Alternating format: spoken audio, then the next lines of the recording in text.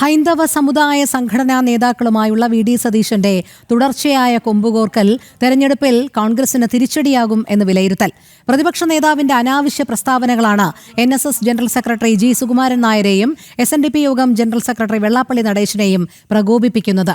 വർഗീയതയ്ക്കെതിരായ നിലപാടാണ് തന്റേതെന്ന് പറഞ്ഞ് വിമർശകരുടെ വായടയ്ക്കുകയാണ് സതീശൻ.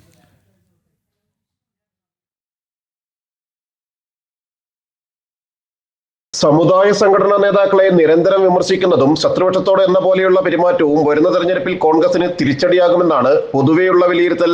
സംഘടിത വോട്ട് ബാങ്ക് ലക്ഷ്യമിട്ടുള്ള വി.ഡി. സതീശന്റെ നീക്കങ്ങൾക്കും വ്യക്തിപരമായ വിമർശനങ്ങൾക്കും കടുത്ത ഭാഷയിൽ തന്നെ എൻ.എസ്.എസ് ജനറൽ സെക്രട്ടറി ജി സുകുമാരൻ നായരും എസ്.എൻ.ഡി.പി യോഗം ജനറൽ സെക്രട്ടറി വെള്ളാപ്പള്ളി നടേശനും ഇന്ന് മറുപടി പറഞ്ഞിരുന്നു.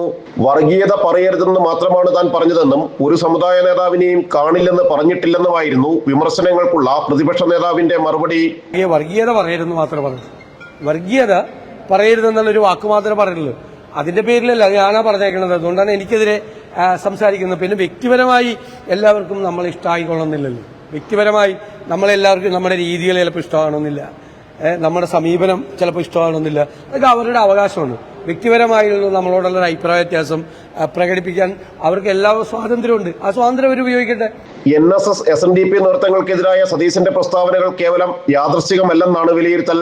കെ.പി.സി.സി പ്രസിഡന്റ് അഭിപ്രായം പറയേണ്ട വിഷയങ്ങളിൽ പോലും അനാവശ്യ പ്രസ്താവനകൾ നടത്തി വി.ഡി. സതീശൻ വിവാദങ്ങൾക്ക് തിരികൊളുത്തുകയാണെന്നാണ് വിമർശനം. ജനം, കൊച്ചി.